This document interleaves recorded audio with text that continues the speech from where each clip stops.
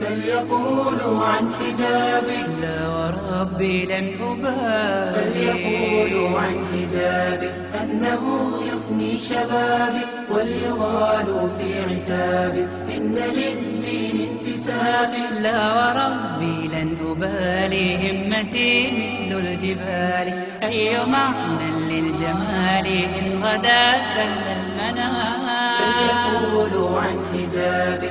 الحمد لله الذي جعل الليل والنهار خلفة لمن أراد أن يذكر أو أراد شكورا.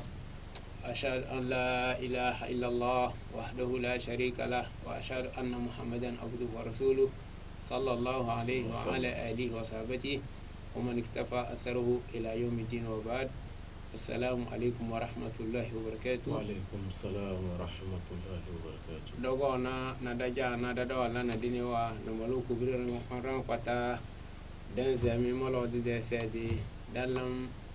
dan zonda do suru kono ko joni da wata do dan la salatu talidan badaro andi Muhammad sallallahu alaihi wasallam ade sa suru kono ni wala nugo na da wuce da ese du jo wakato tin da bota de alam dane nugo da labota ida da labota isof da bude ku yuri. الحمد لله والصلاة والسلام على رسول الله صلى الله عليه وسلم. Mika puma sekata toke na mido ekbe benkekia. Mibia mo benti pa kudo ben black one na mi abengo no la Muhammad sallallahu alaihi wasallam. Kudo benti no la kudo maleto kele mo bi mo benti pa na amisami. Le wa ben godo mika puma mika pe sigale ke be na mi la mesin ke mi ba do ekbe benkekia mia. Mi le bien mo se kata to ne na mi la mesin ye ela yera mi le mi abe ayino no mi nege mi ga bia mo se kata to na mi no bio ko le ku hede mi egbe ama ni do to le ku ha mi ame ko ja tro ye mo gbo le nti papa me mo ne pe ti bana o ame ko le mo bi to he mo ne so abinu bo so ke o mi o ke pata na mo la bia mi ata ne so mi abinu bo so ke mi kengo la bia mi ata ye mi abinu nya la be eje mi ya kapu mau e wo ndo kusume kule zami nene ben keke o le do alwanu no kapopo le do alwanu no no kanchio mi aso subo ye mo mi aso ye mo ye be do eno anchi mo se kata to wo ne be no so na mi lo mo ne na mi anya ne ye mi aso kapo ne be mo le wa be gbedo ya mi asenya ke mi abenu yala e bana mi egbelo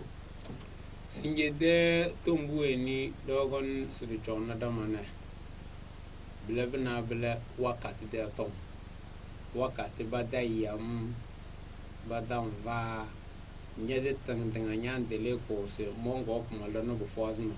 anyo gba ko no mbu voz na beda anyo ya le here anyo gba ko no bi ge jutan beda anyo juta so le chono blamo so le chono juta kala kata no ko zo amin mi amnya la le na mi anya be egbe anya tike mi heba ye nyi gamme benya gapopo benya nyagbo mi abe game gapopo benya emi agbo ego mi nyi be ne be kapopo la o va le yi mi nyi ne be kapopo va yi na gbalo kapopo de pepe be do ke je be ami betone we alo game de pepe kudo be do ke je be ami betone we no so ne be kapopo a kudo game a so ma o be do la ma o la yero ne ke no so o be game a so o nu barala ne be nu bara o la ngun so da re no lo ma o ne na mi aya wili esawru kono matna da delatme kozo no kato dane dodo yu dene kozo dodoro kbele biele esawu gisa alquran o kidangale kne odu no kato do ni tres wakati teke amuza kunda maobe ijibe mia o do le kapopo de pepe mia no donyo me mia no donyo kake mo gbe ne be nya amomi se gome nyoro eno antine mi so mi tropo mo se kata to be agbale koke ko yo na me Quran la ne mi po mi akpo be ma ekta kapopo gede le ne be wo ma wa mi wili na do so ko se wallayli idha yaghsha wan nahari idha tajalla ese omodu no nuvu abige kuyu nuvu ebalo kufubam gbetiran kwataroze inge omodu na dawda abige tewevi danyam ogone ba fitala soma miyo na da magas edike ngbali mel fitala soma tewevi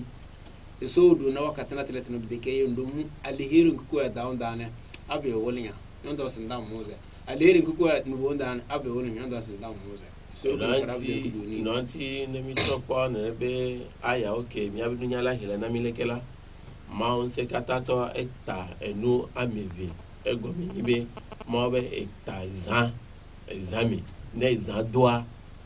kudu zan ne zan doa eta ne be zan enu ko ujona ne be zan wa mia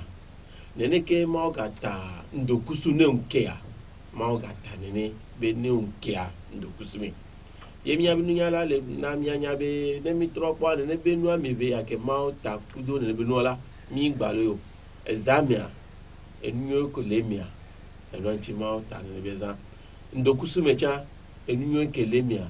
enu anti ma ta ne be ndokusu a ego mi be ndokusu mela amesa me pona nde sa de nuko ofika ojibo la ya nuko ojibo la wa o la tenwe enu anti ma won ne be nu enu anti mi anya be ne be nu ke ma wala mi gbalo yo lo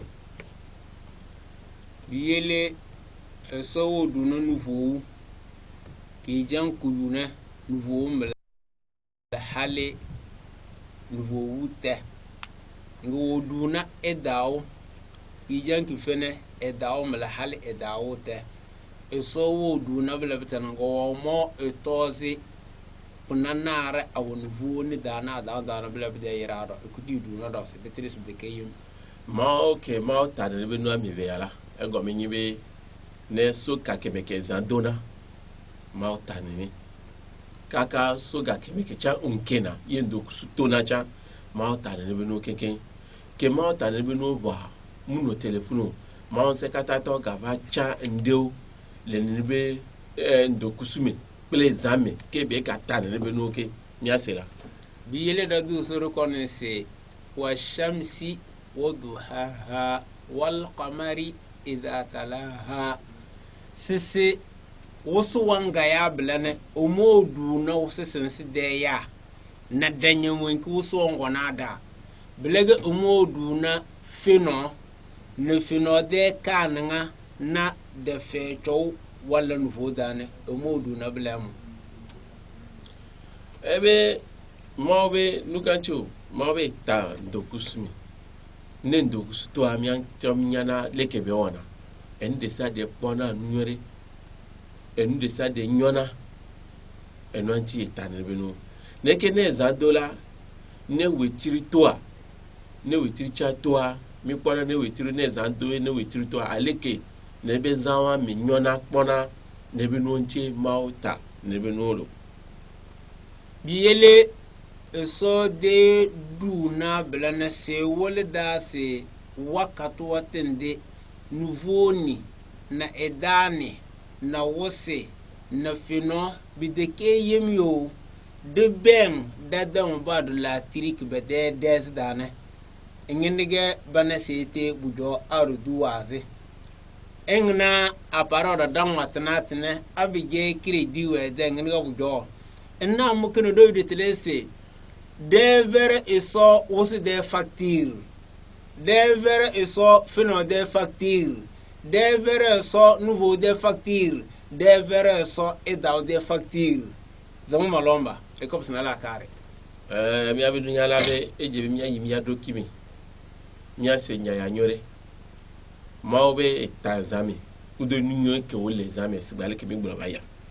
ne nege ka ta ndokusu me neunkea udo enukele ne be ndokusu me ndokusu pele ni de sa de kelemia etanebe no ma on se kata to be mi gbalo yo enanti mi abinu nyala be enukele fia be ne be no mi gbalo a ne mi tropo mi oke yobo be zo le mi aba homia la tirike wa le mi aba ahome ye misine gbalo a ne we tirukure mi mtuna pia facture mu hanana mia ne facture vano no mtupere leke be la yido ola sozo ano alona ya ola so yemi abinu nyala be mi abi portable okay mi na cha mi soyo nana mi ano no a mi do credit ne credit a vole portable mere ola ga ten yo amia awo enu obobo isicha ne mi tupe a isike mi le nu mi abi pompe okay mi le nu a ne oso facture vano mtupe a ola so ni bezo esia alumine ne eno gede eke omite hele kudo eke omite hele nene bele no omite ntupia ola sero kake ne mitropo nene benu ya oke mo wo so na mire mituna pede nene benu ntia kasa ke onkele ka pondo kusuto mi makpa merebe ke mutu ndokusube patira ndokusa mule ze le ba homi alo ndokusa mule ze le ba kpajio nene ke zaja dona wetiri la to amerike mule be la to de ke mutu patira wetiri ningba ze le ba homi alo be akpajio ende sa de sichale nene be no keke de mituna be patira ye ya le fiabe ejebi mi akabuma se katato ke wonene be nu ya na mi sona mi gbalo mi le zea ejebi mi akapu ne be ma ye mi asuboyelo hal nasinje dodo eso lana dala kara kabsna de telese nouveau na da teke yem no mi bue nouveau na edaw bala otana ge suru kon sisi wal fajr wa layalin ashr umunduna al fajr de sate edaw de sikka bazumble nouveau wa jambin dam subakazo edaunda biyele buona sed na trenamu eso wo zole sandanye de wurin ndana eso de tnare biyele manu me de chobe no dalen choda so mona dubadu sla kartele cha trose lim dan la walne dan do dononda abige nya do nyono daga na buru walem bembe da na buru wa azala no nya zulu mo anniko nyazulu mo andeleko belebi de kuna ezratarna beledu daga no buru fele bembeda inge nyaadu nyanu bonda 40 ezratarna 40 numbo enkeni zulmota ne 40 numbo wane ko 40 nge adinu wadose do no sinda anya adu nyanu daga no buru bembeda fe ko aw bitiga lemi no beda ble nge numbo nda anya adu nyanu bonda no buru bembeda buvo no ndiri sai lemi na beve kozo boroga adino adobla e soru ko ni le tele be kadi chaki da tele e sosi moduna alfajiri woguduna kada si mvowrunga ngo moto alfajiri iduna kala woduna kala wole se bumona rude chora dano wora se dan e dana soru ko de bota e soru ko le tele so fana de ku junna be fasaha now sigwale ke mi abidunya la gale ko ne be nyanti soleya ego menyi be maobe etanza etando kusume kaga vije maobe baleta fofome begbe dodora kemiona fofome begbe dodora kemiona maobe baleta ne begbe dodora no kanchio mawo jibe amigbe tobe nkekebe gomejejela ne toji gble bedodora wala sotoji ego menyi be bedodora enyi nuga le islam ya be hos mi abe islam be hos yami ke amelale ne begbe dodora siamibi enwanti maobe eta ne begbe dodora po begbe dodora enwanti mi abinu yala le na mi anyabe ne mi trokpa ekudo ebenu yala ebe nu srovio ko le sro na nu le gba ekudo bado ne be tepe aye le to no be maobe nu wo wa elolo yejebe amoni se maobe nu wo gome ego menyi be ke maudu na mbe ke ngmo mi adogbera mi aklo mi abasi mi afunkume mi asodu mi ado nume kudo ngotimia mi gbalo garo mi a ne osiko jaso klo asia alo jaso alwala ne be sia ne ndele mia nke ndoku nkuvi matenpo nuke lemi ndo no na simeke nkuvi matenpo nkuvi mpore ne ka kemiko so ne be sia sodo be numea ola pobe adea la nyabe ende sia élevé alo elela alo ndeleme alo isia vivi sibe sukul nene donc ka kebe nene be no le sia me nkuvi mpo nkuvi minyo yo amela so nyabe sia le velo ende ke jemea ne ameso de besi sodo nwati mecha nwati ane ne besi acha le hoen dedea ola po nwati cha la nyabe ne besi ale hoen enati ma won ne be no buwo ne be nde benyi ke ejebe amigbeto ne buta nkudo ne be no nti ke amigbeto ne nyabe ne be no ke ma wala mi gbalo benyi ono ma ne na mi anya biyele nana rola alwalana buona yasna to zulum rozi abigelun wanna yaswatinde badala na bala wala kada den bide ezra lim fena ezra se bige kisam chinji ya bige sotole ya bige bulo kada de alun wogon bu jona ezra na dre kola na kire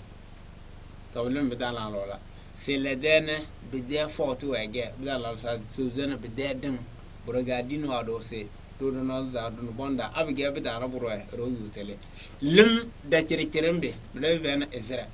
abige nyo gbo nya di no ko fulu ma da binya go fulu anya di no ko da jam bire anya di exam da jam se to lim da kirikirembe to bilen adini da dan ko bu jonye ziyem bere sur ko nu na ko to na bide ke yenge sur ko no do la kare do bisna la kar be ka do rok bi char bi ka di fere da ko to tin ku yu ku vim kendane da level dans so da level bi ke yim sur ko ne tele ni nyala be je mi nya be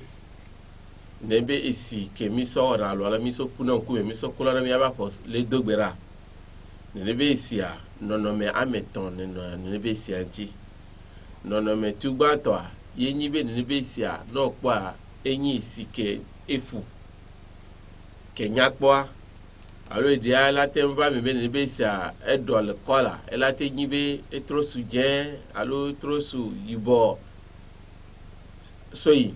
alo ne be isi a ele hwe ke ngbo amela nya ne be no kenkere leke be la ola nyo alo ne isi a isi ke nyo enyakpo no po ya ola nya zerka be enyakpo ekecha le hwe no mposodo ba dejia alo obe motimia o manya be le hwe yo la sonya eno ti ma won ne be no kekela nya sonya ne be no yemia so nya leke nya no zan ne be si nya so le wo yi ma ibe do eno ti nya be nya la nya be ke ma uta ne be ka popo bububu so ya mi gbalo yo mu jebe amigbeto ne nai ga popo ne bayi ne gbalo e do de ke ma ma be do de ke ma eno ti ma le fi mbe ga popo la enyi enu hasi le ma egbo amini gba blevi kudo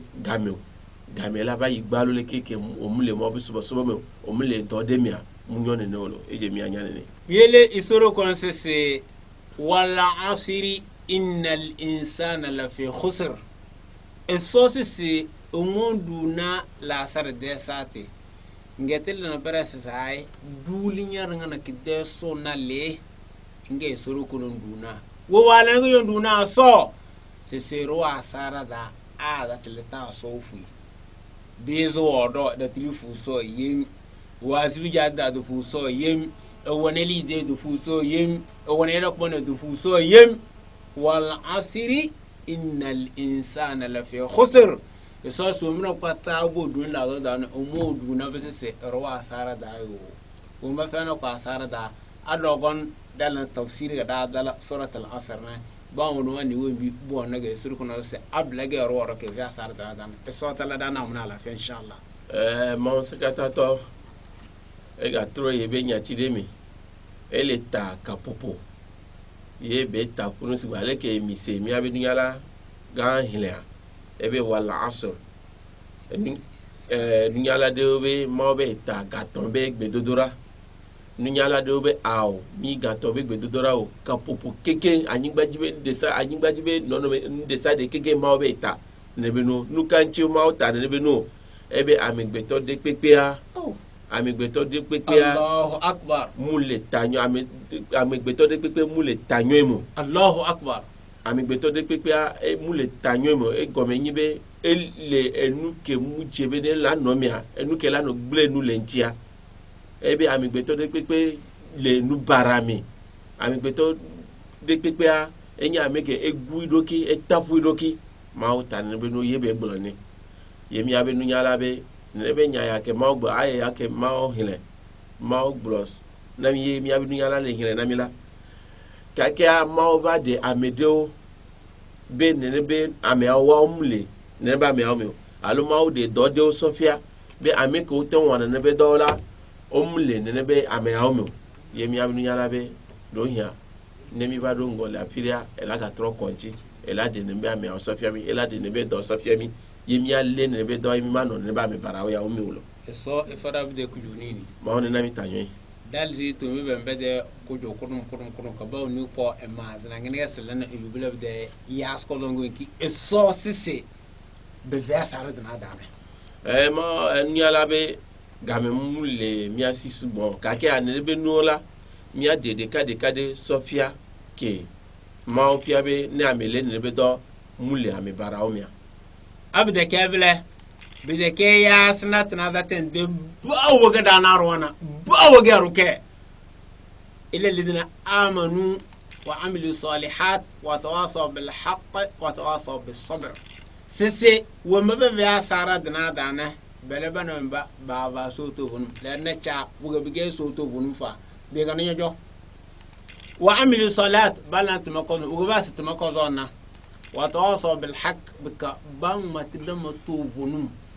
wa tawasaw bis sabr bika bendi suru no to hunum winki ba mat be feri irane sata ke rata ni ba mato tonte to le na be ga nyo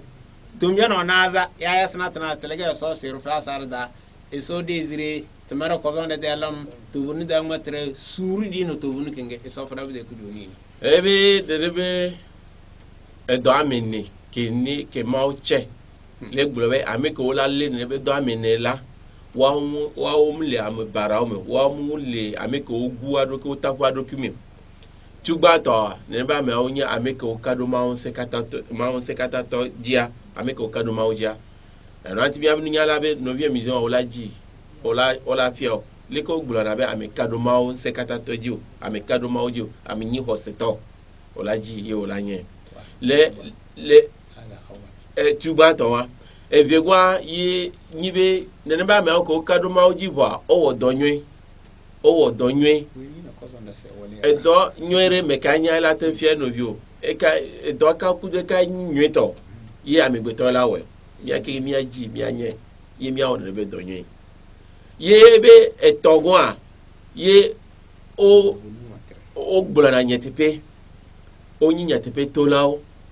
no wa novi le onuke munyo la to le nuke ya ole ke munyo leke nyo ma mu le ji leke o leke ma o le ji ne ba mi o gbola na nyetepe to na nyetepe ye wa ucha ozo na deji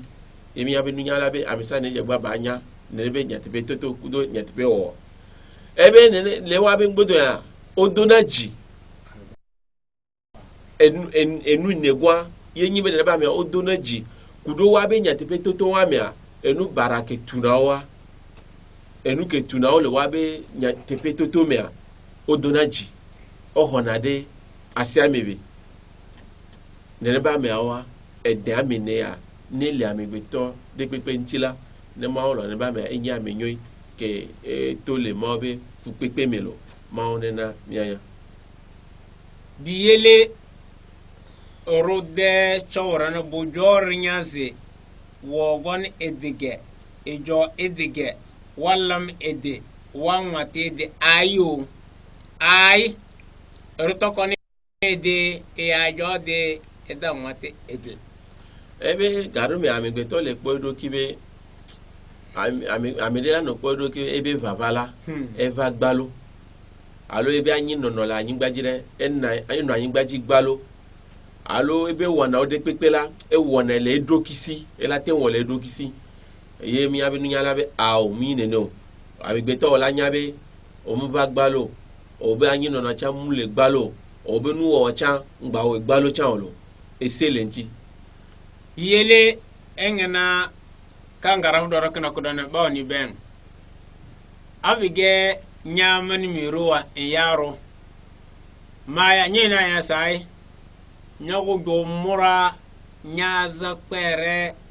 nyedewo mi yalo bita kosono wuren man ya dasri kati nyan dele mortu ten cheni nyedi ni de kiri dine da pare amang matradna de bisiala haki solla kiwo bledu roge apare kinguno de kenya gene ko tos kleki dago matra kosono do wanle assalamu alaykum warahmatullahi wabarakatuh sumesene ga dano nale mede bieni temereni dano nale o ala ramle ya ona barsu ile tiriketi do aso sibide leri maleni asmo gon mozulu nyana mede biya morna medela yo mesenya matre dino kuruna ko ba manya lada biele ruja jodi biele suru kan ko da se ما يلفظ من قول إلا لديه رقيب عتيد متندر في أن يوم تدل نياز الأمور فاسير ملاك أو بان مايزي بانزي ما يتوه كوبا نيدا مترنا بلاك أبو ما يدا مترنا ملاك أو سرقة يربى ما رجع كذا بدو بكرة بتاع كذا آمين يسوع كرايسة آمين ميابي نيالا لنا ميانيابي إندك مولك بالو Amerike den gbaso ebe ele gbalo alo yi aleke toye la tenza aleke be juria eno ati mi abi nunya la so be kapomo ke mi ona be portable mi ake mi abi ne be portable ke mi le pole ke mi so yona mi anono o la te yono bio o la dogbe ne be portable ko so ya ondo toye yo do onto be ga yo so play credit so do ne be portable ami fije ko so ya o so yono bio de ko ya yo ezrika ke ya ho eno ha o toju le zui oya tagbomula si o ame bara onyi nudome wala onyi nenke nyekudo mi adogo wala kponu ke ma wonora oyo ame a uzu ogbola ne benya bara ne be ame a uzu ale ke be juro parce que to onyi portable on to play credit so domi ogbola nya ke juro na ne be ame fije ne be nya ke ogbola enya bara onyi enya bara benyi fije ma onwulo nu bara no fije ne be portable tututu yo gaso omdo le portable omdo le kapomo oga tronso yo no viode alo popode alo tode be o leke o mi ponyore a mi agbo funure o e won keke amebe e no anti mbe mayo ma dogbe no vi o kele funure o kaka ne o vira njadi sa va pomira ma po aleke mistia ma po mi abe popomera bon ogbola ne be nya portable tutuwa de kan wa oga so yo ogbola nya nwe o mulo nunwe no e no anti mi abe nunya la hile nya ti le Quran koko emebe amegbeto de ke mu lebe nyatide la to lebe nume ko ma ngolo so darne mia keke ne be nyake mia keke ke la nyingba yaja enyake u le to le mia be nume a mia nya be on le ngolo so le darna mi ma o do la o le mianti rakib kudo atid o le mianti ke le ngolo enyake mi le gbo keke a eno anti amegbeto ai jebe no la no ponu pola anu gbo nyala akonta ne no nti o la nya nyake la no to le obenume o la nya ke ma no to le obenumi a o la no akonta na do ke o kengbo akonta ben keke a elava sulo maone na mianya biyele wakati de ero etele efos nake isowo verinda Quran da se huwa alladhi ja'ala al-layla wan-nahara khilfatan liman arada an yadhakkara aw arada shukura sisi kuyu kivem blane bideke yemyo eso so lede tele o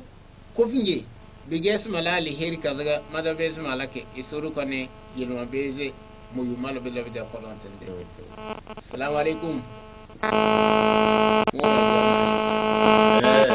ya gale na mi anyabe mawo gale gbulole be Qur'ani mi ebe eyena ezan ble ndokusu vana ne ezan vala ne gamisu na ne bezan elajo ndokusu mechalaba ne gamisu na ndokusu chara elajo ye zalado mawo be ke yayi woni ne mu balo ya be mu ya wala mi asono wo iye mawo be do examia olanya subosubo ke olawo kudo mawo be subosubo nti ndokusu mecha subosubo le ke olate won ndokusu mea mawo be yayi woni ne sona mekao ameke o bunatame ameke o susule wasi yo sonya be ne be nu munyi gbalwa ne ba me awo mawo ne be nu sonalo mawo ne na mi ano ne ba me nyomi yele proge teden ba dero andu Muhammad sallallahu alaihi wasallam sese wakati wen keke gele na zamanin keke gelne omo de zaman bezine noa beleboro bezine noa beleboro bezine noa wana wakati wen kira la karwe so de tumro pa buvu so bani so de tum Qur'an wen gedim kandu wala fasarne ese omo de sata bezine noa kadanze na bezine noa selenze na bezine noa tuzunze to alihiri de zaman man bega bla boro ngonga de mono bo ni bisala kar do de ge bien senese bagoro ruwazu mon ba bleri bikanin dare arwazu bongo mo beze aduwa bisiang nge to amale do be wasa poda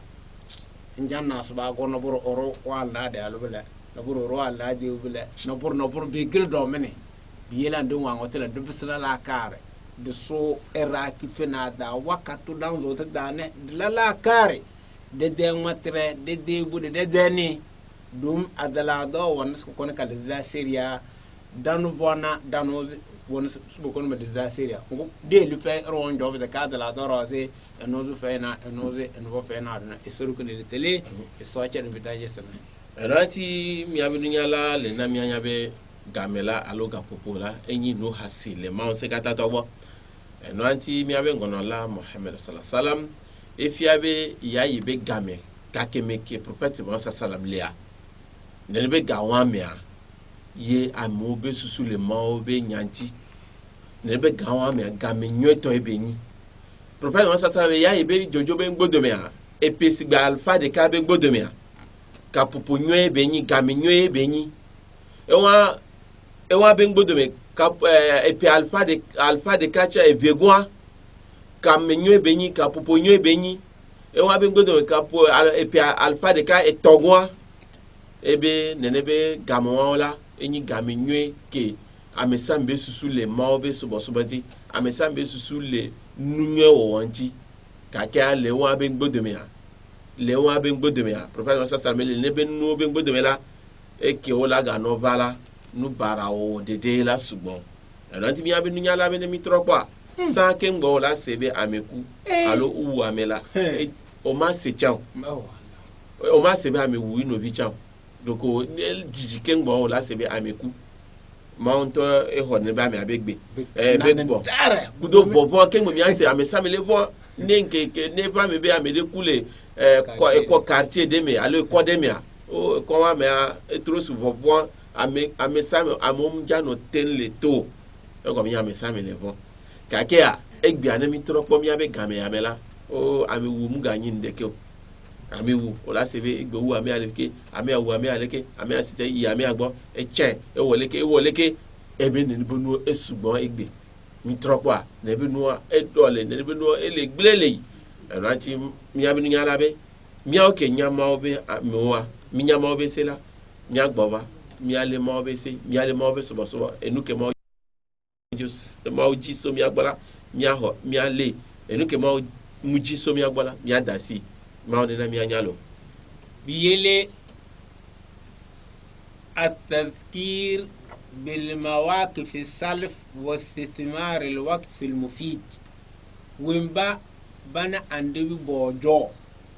اندبي ديورو ويمبا بوغون دودو ويمبا بوغون دودو enyinta bebir wakati bele bon beng bondo wakati le lobi ge subu force blali hirwana ay wono wakati ran kirse kitanke de na chan ben roke so de wakati da le subu force e so jone ebe ameke o na mitro kwa prophet Musa sallam be game e kudo ameke o nan kudo ameke o cha over prophet Musa sallam be ngbodomi ko nya amenyoa on blevi kudo game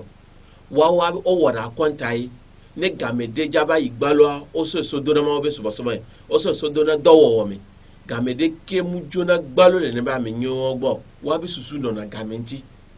omble na vi kudo game biyele belebe de wakati ken kela wakati alheringe spa tofai war tofai lido tofai ebe ne ba me wa be gawa me wa ba nyi no anyi no nyeto ko so wa be ga popo de pe so do ma be so e go nyibe wa be ga me e omble na view va china terrain me be o le po bolo alo dana sipa o mana dana si wa be ga o le darido o la no bleview vuvuvu ke wala egbia mi le po mo le wo ka o la no blevi kaka ma be so la to anti gbe dodora la to anti le dogbera o le wa be nuke juro wo mi wa o mu woni no mawni na mianya biyele sahabo de mbojo na ndebi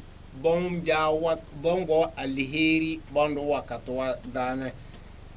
bogone ande Muhammad sallallahu alaihi wasallam inga badana rubani bise mogonne eraza moko moro sumombozo tomna mumenga virwe tumero wende delam wanzan ko dasam ngande bise tumere delam festi san haliye de wezu yele wezi mana bonso wakate ba halisum domo bone ni ko yalla ke de do nda bunyo nyonya lo mi sobota Allahu akbar dom Allah na kilinge sindi bone ni ko nyalla mi yede kidindi bangma yala dana Naam. Ebe prophète on sasa be game ebe ntino la de va gbo ebe kenya va gbo anjibe ma biao ba biado no do ntina ma amo subo le gbodo me no ma so ne be ba bia kem biawa soyi yo ola wacha ola se ola do ntina ma soyi no wacha ola so do ye ne be ntino la le bia mi abe ngono la Muhammad sallallahu alaihi wasallam ebe le do mela doka o ebe nwe nunate kabo ebe nwe ne be to anu le wa ola no nla nwe no kaka me ebe nunate o nunate kaba ola dasi nwe nlo no ye mi abe ngona la Muhammad sallallahu alaihi wasallam edo ntina mi abe ebe ntino la wa be nare ebe awo edo nwe de wo be nwe nlo mu nunate o ne kake me ga me peto kwa kakimeke ma ho amigbeto we gbongbo edu afike ma ola ho ya yefune amigbeto we donyo ko la no ngolo na be ela note ne mu ine la kasaga me amele donyo wo me ole ngolo nunyo na e ya lefia gapopodeke mujebe ne ba igbalo yele ومن مواقف الصحابة العالية أنهم كانوا يحبون رسول الله صلى الله عليه وسلم أكثر من محبتهم لأنفسهم وأهليهم سيسي بدأ وقو وقت بدو الهيري دا أنو بوكو نيكي بدلار تتلكي بيلو بوغو أندو بدأ سوالم دا وقت وردوغو جو بكلم بوزو على بدي بوزو على بدالان بدي بيان بدي كوبن بدان دي سوالم واجام بكل بلا أنا أتي لإنتينو على prophète on sasa la bentino la comme jibe wabe kap wabe anyino no wabe kapopo ke va ne va no yigbalo la Allah prophète Muhammad sallallahu alaihi wasallam Allah benyagbo eno anti jibe kapopo de ne va yigbalo ke le prophète on sasa la gbo wabe kapopo de pepe ogogo ne ebe Allah prophète on sasa benyagbo wu antoncha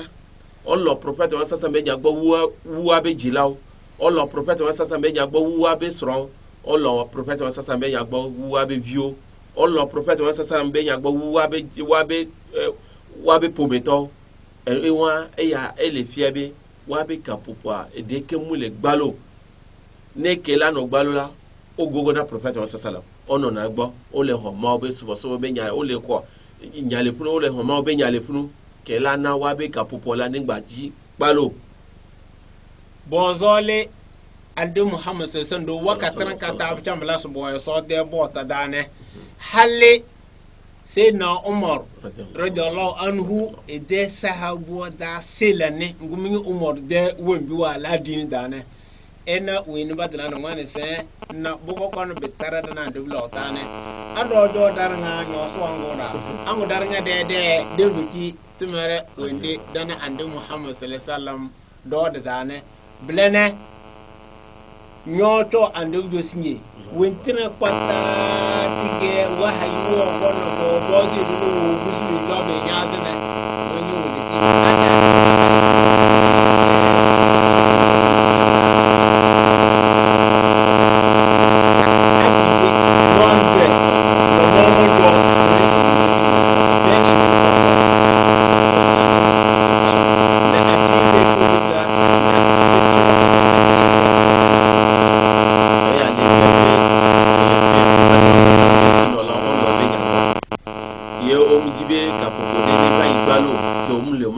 subo ego menyibe prophète wa sallallahu alaihi tino la ko yana be Umar ibn al-Khattab radiyallahu anhu ne mi kwa prophète wa sallallahu alaihi tino la e vegwa Allahu akbar ye ne be Umar ibn al-Khattab radiyallahu anhu amesamia ke minya aleke musu wa sesele islamia mi Allahu akbar aleke be o mo be doa sese le yetpemi ye ne ba me ya wala Allah prophète wa sallallahu alaihi nyagbo yo mjibe kapopode ne va igbalo ke le mo be subo eno anti o ba po be e ba po Umar ibn al-Khattab e ba po prophète Muhammad sallallahu alaihi tino la de be o ya o po prophète Muhammad sallallahu alaihi wasallam mujebe mia jo mia keke Allahu akbar mia domito de ke le prophète Muhammad sallallahu alaihi wasallam e jebe mia keke mia no ogbo ka ke ni mia ke mi be mia no ogbo la adola no umi mi ma po nu ke mi adu enwanti nyik enye Umar bin Khattab enuke nkpore yenyi be nyanye kudoa miama nyama nai alo ya ola no prophet on sasala gbo enuke prophet lewo enuke ola no jo ola ba no bia ba bia ma obe nyake la no ba ma obe ndisa de ke la no ba oya ola no ho so le dare nyama yi dome etrome no gbo wa e ka ken po enuke nkpo ma so wa nye kudo miame ocha ola so ya homi ga me enuke ocha ho le prophet on sasala gbo ola fie nyecha encha ma so odo encha ma so so ma on sekatato ne unke a enya ma na yin prophet on sasala gbo ocha ola yi dome ne onuke okpo ola so bia me enuke encha ho le prophet on sasala gbo la ma fie ocha ne ne be nu ya le ke fia be ne ba me a omble bi kudo kapopo omjibo la na igbalo olo prophet on sasala be yagbo yomjibe gamede ne igbalo ne ne be jena mia male tobe mia olo egbe amile won ne a bia doki وقد قال صلى الله عليه وسلم ثلاث من كن فيه وجد بهن حلاوة الإيمان أن يكون الله ورسوله أحب إليه مما سواهما وأن يحب المرء لا يحبه إلا لله وأن يكره أن يعود في الكفر بعد أن أنقذه الله منه كما يكره أن يكذب في النار. Ande Muhammad sallallahu alaihi wasallam sisi ya sinati dozo abige uru yuti oyudezire belase eso de solun wa gile bawe a so worogo se sole belase ande Muhammad sallallahu alaihi wasallam se sole naburu fe zole biya se so naburu fe zole biya se ande Muhammad sallallahu alaihi wasallam beka esole eraw ase esole soro engana mozole nye de tarjuma kana ko mozole nya mozole alo sumane dujo adinde chore mozole bu sumole adine achiro meve ila adinde tmer bedala bum wazmolon de kap dala ko monuma mozole malmo go ko zombi esoro do ma adina ole se bala ko zombi mane jamono ndina dara ma go sela kari do adine wozole se ero alihira kirfero alambe de bikili wumbi sel nyaro kozon bi bileni ni ne to bilene bila se dan jarna ru fasidi soro bika kada de sona de tun bode solum sele de esole eraw eso de solum to ze dene idan ja elete min di de no bur eso walle zitda eso fara de kuluni ebe mi awe ngono la Muhammad sallallahu alaihi wasallam be enu ametondele nene be no ameton so asime na me betola ne ba me a hose bende sa de so asime ne ebe tuba to yenyi be amegbeton ne lomo nsekata to be nyagbo wu inde sade amegbeton ne lomo nsekata to be nyagbo ple prophet Muhammad sallallahu alaihi wasallam be nyagbo wu inde sade olalo ne ego menyi be tuba to wa olalo ma nsekata to gbo be nyagbo olalo prophet sallallahu alaihi wasallam be nyagbo wu ende sade nam ebe gwa yenyi ebe gwa yenyi be olalo novi obe nyagbo nukanti o mounti nginde kenti o mounti olo ne be novi o wa be nyagbo mounti olo be nyagbo mounti nginde kenti o eto gwa yenyi be olavon be omjibe olaga tros yi maobe edo ba olawo do barade ko alo olaga subo nde so bode mounti a ola gbebe omjibe olaga onu ne benu ebe ne be nu awon meton la ne so agbela megbeton tia ne ma lo hosebe nde sadia eso agbele ne ba mi antiro ma ne na mi anu ne be amenyo ya omi wa min mawaqif salaf salih inayatuhum bi hifdh alquran alkarim ba mal so wakati na kreke de yembe de kana so de botal alquran de kwalan to anya gola alquran nyevne de godroze نون باودا بالغ نيوا ني يالا تلقائيا اعوذ بالله من الشيطان الرجيم بسم الله الرحمن الرحيم الحمد لله رب العالمين الرحمن الرحيم مالك يوم الدين إياك نعبد وإياك نستعين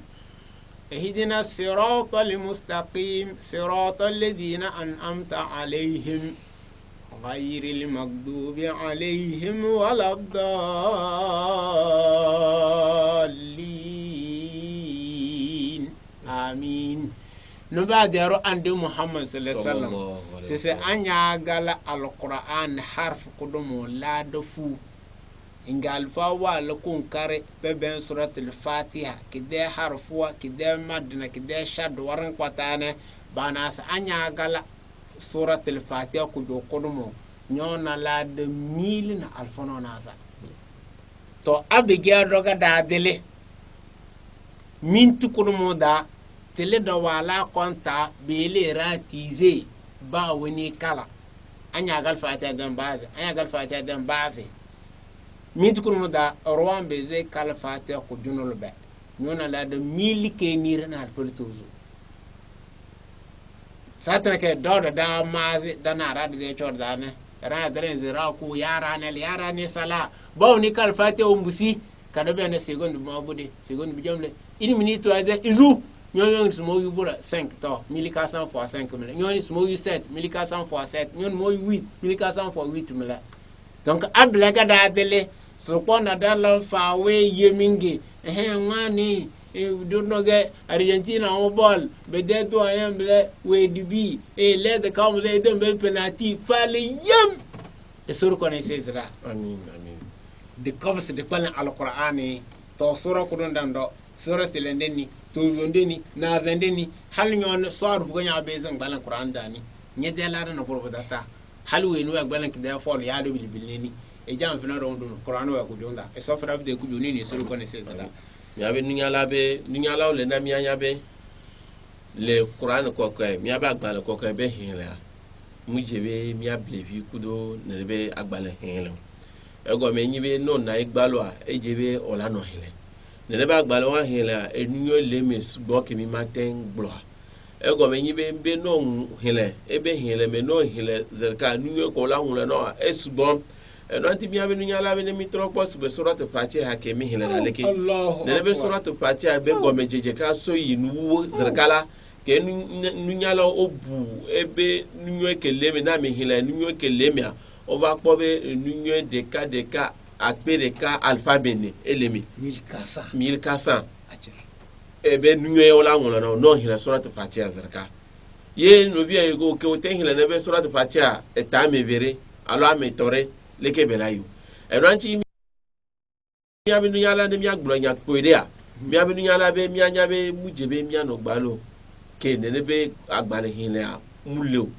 mi aba na ila pide ano dapa ano porupu ano kaseo ano wonuke mujia mi so de ke lemene ne be wo ma hila e be a munyo ye mi abinu yala ne mi trokwa le minti de kamia amede la ten hila surat fatiha wa de ka madre alors j'attends ne o no ya o ke ten hila surat fatiha le minti de kamia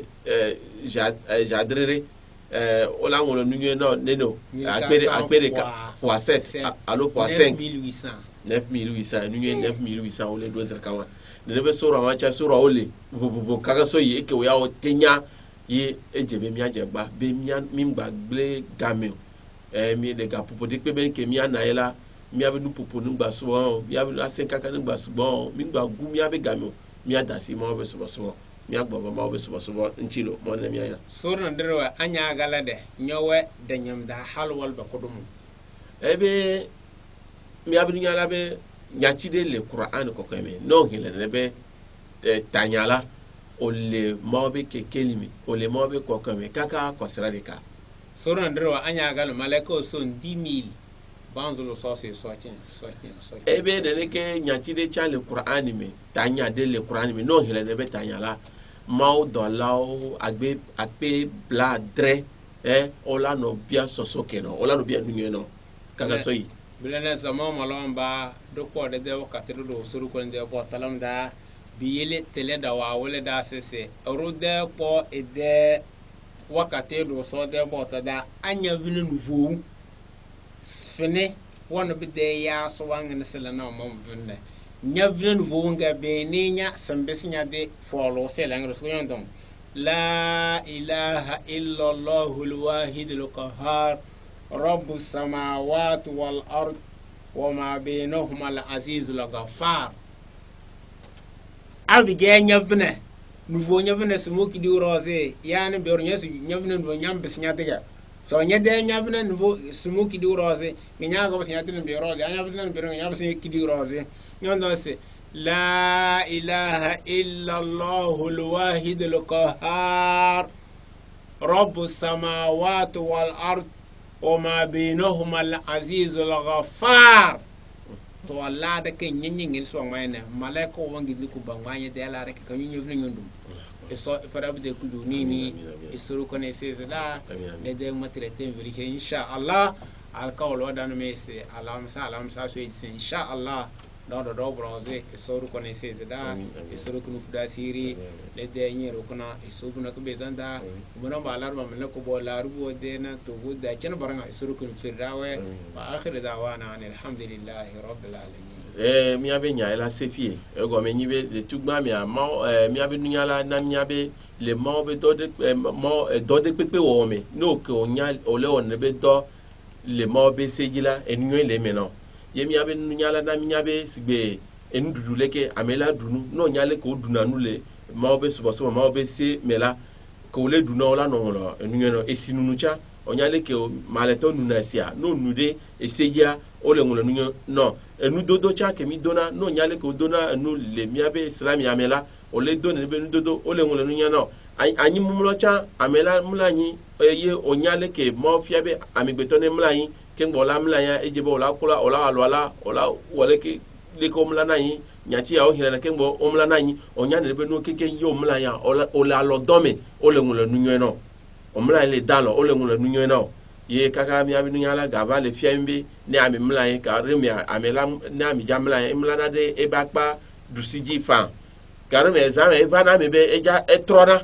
ka ke be ko ja trona na nyati le ke o hilana adua le ke o hilana ne ba adua ye bi abi nunya la ilaha illallahul wahidul qahhar rabbus samawati wal ardi wama bainahuma al azizul ghaffar ebe ne be nyatia no hele ka ke ko ja 3 no hele nunyo la wona no ma o do lawo o la di o la wona nunyo no e go me nyibe le male to be do de pepe wo mela e nunyo e be nyi ne nya wo wa e lo anti ma one na mi anya ma one bo ne be no na mi ma one so mi abi no so kemi mi abi no popo mi abi kemi dabo ma one so kemi abi kemi gbo e be nyo ma one so wona nunyo na mi abi kapu mo la mo kapu mo ya la mi le bi ma se kata to ma o ne na ne be kapu mo ya la yingo ma o ne ami ke o le pon ne be kapu mo ya tira ma o ne pero anti ma o ne na o la me se kuda gbeji ma o ne yirawo mi akeke chama o ne yirami ma o ne so mi abi no so kemi subhanakallahumma wa bihamdika ashhadu an la ilaha illa anta astaghfiruka wa atubu ilaik assalamu alaikum wa rahmatullahi wa barakatuh